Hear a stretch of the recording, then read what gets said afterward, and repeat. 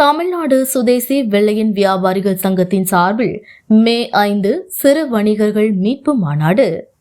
தமிழ்நாடு சுதேசி வெள்ளையன் வியாபாரிகளின் சங்கத்தின் மே 5 43வது வணிகர் தினம் மற்றும் 2ஆம் ஆண்டு மாநாட்டை முன்னிட்டு சென்னை உள்ளகரத்தில் ஆலோசனை கூட்டம் நடத்தப்பட்டது. இதில் மாநில தலைவர் ஆர். கிருஷ்ணகுமார் தலைமையில் மாநில செயலாளர் விஜயகுமார், மாநில பொருளாளர் A. K. ஷா, மாநில தலைமைச் செயலாளர் கோட்டூர் ஜே. பாலாஜி, மாநில ஒருங்கிணைப்பாளர் நெல்லை ஆர். துரை, மாநில கூடுதல் செயலாளர் P.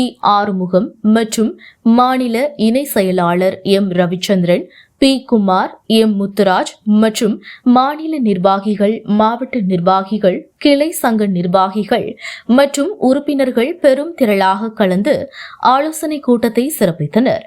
மே 5 மாநாடு சிறு வணிகங்களின் வாழ்வுரிமை மீட்பு மாநாடு சென்னையில் நடக்கும் என்று ஆலோசனைகள் முடிவெடுக்கப்பட்டது. கலந்து கொண்ட மாவட்ட தலைவர்கள் வணிகர் தினத்தன்று தங்களது கிளை நிர்வாகிகளுடன் பெருந்திரளாக இந்த மாநாட்டில் கலந்து கொள்வதாக உறுதியளித்தனர். 43வது வணிகர் தினம் நம்முடைய தமிழ்நாடு சுதேசி வெள்ளையன் வியாபார சங்கத்தின் 2வது ஆண்டு மாநில மாநாடு.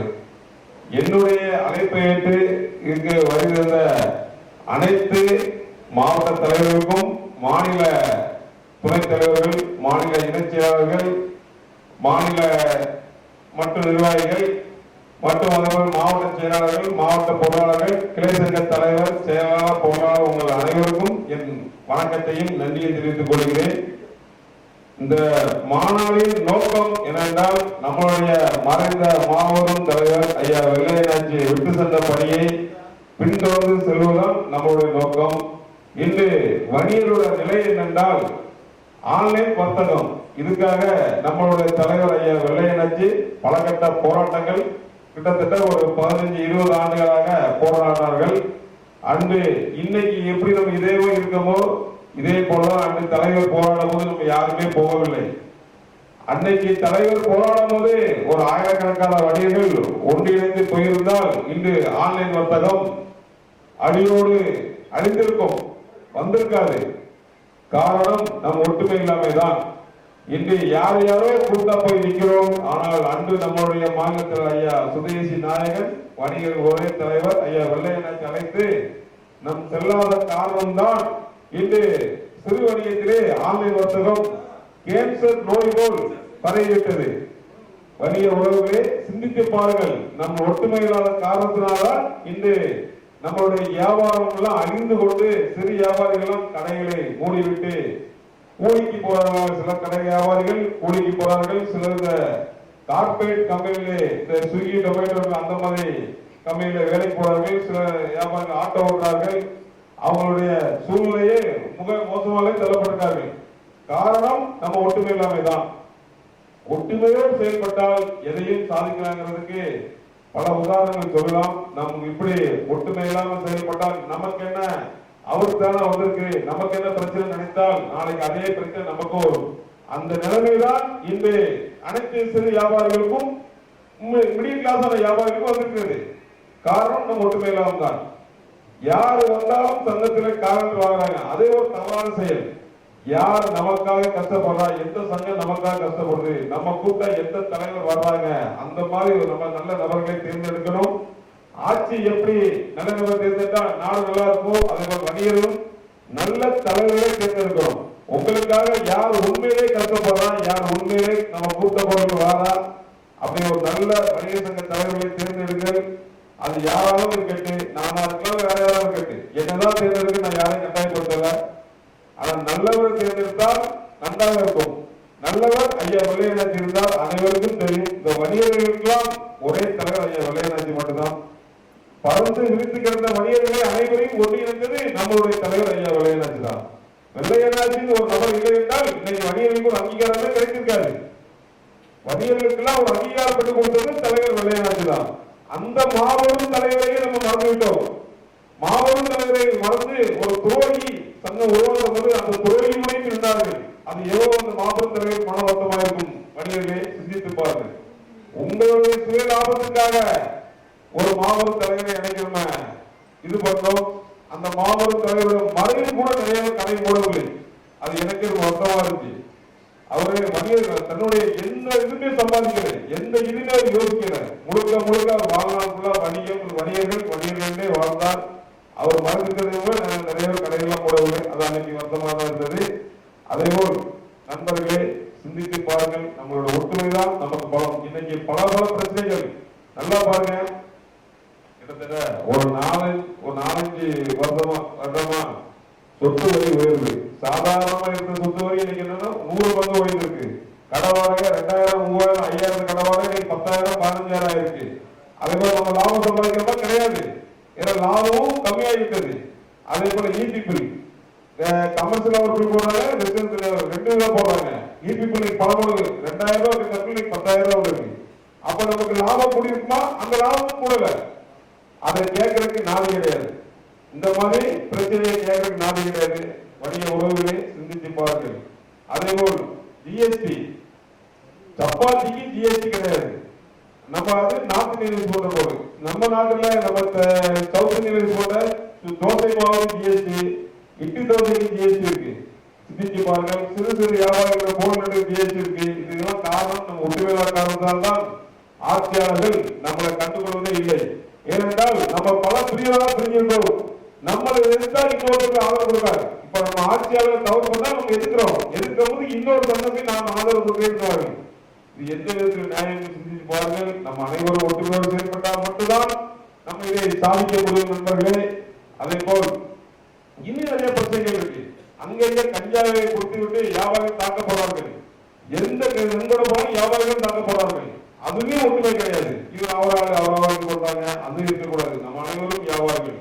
நம்ம அமைப்பை பொறுத்தளவுக்கு ஜாதியோ மதமோ அரசியலோ ஒரு நுழையக்கூடாது. ஏனென்றால் அது நம்மளை பிரித்து விடும். எப்படி நம்ம அனைத்து மக்கள்கிட்ட வியாபாரம் செய்யறோமோ அதே போல் அனைவரும் சமமாக சகோதரன் இருந்து நம்ம வியாபாரம் செய்தால் மட்டும்தான் நம்ம சங்கம் வளரும். அதே போல் நம்ம நான் இந்த உள்ளகரம் பொழுதுவாரம் வானம் என்ற வர்த்தக சங்கத்துல கிட்டத்தட்ட ஒரு 20 வருஷத்துக்கு மேல இருக்கிறேன். சின்ன பொறுப்புல இருந்தேன். அன்னைக்கு எனக்கு ஒரு துணை செயலாளர் இருந்தேன். நான் செயலாளருக்கு ஆகப்பட்ட கஷ்டப்பட்டோம். இன்னைக்கு நம்ம எவ்வளவு பெரிய பொறுப்பு கொடுத்தாலும் அந்த பொறுப்பு அருமை தெரியல. காரணம் சங்க 4-5 இருக்கிறனால அந்த அருமை தெரியல பொறுப்புக்கு. நான் சாதாரண லோக்கல் செயலாளர் அவ்வளவு கஷ்டப்பட்ட செயலாளர் ஆகல. இன்னைக்கு நம்ம டக்கு ஒவ்வொரு பொறுப்பு கொடுத்தா அந்த பொறுப்பு அருமை தெரிய மாட்டேங்குது. தலைவர்களோட போன் எடுக்க மாட்டாங்க, போன் எடுக்க மாட்டாங்க. நாங்கெல்லாம் தலைவர் போன் பண்ணா அவ்வளவு வேகமா போன் எடுப்போம். வெள்ளையை வச்சு போன் பண்ணா அவ்வளவு வேகமா போடுவேன். இப்ப எல்லாம் போன் பண்ணா பாதியாலும் போன் எடுக்க மாட்டாங்க. அப்படி இருக்குது. இதெல்லாம் ஒரு நல்ல ஒரு ஆரோக்கியமான செயல் கிடையாது. ஏன்னா எல்லாரும் மனிதர் தானே.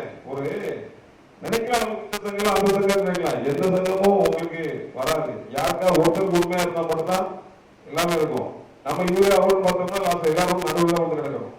நண்பர்களே, நான் சொல்ற தப்பா யாரோ என்னுடைய கதையை சொல்லுவேன். ஏன்னா நிறைய சம்பவம் நடந்துகிட்டு இருக்கு. நடக்க பிறகு சொல்றேன். அந்த மாதிரி நடந்துகிட்டு சொல்றேன்.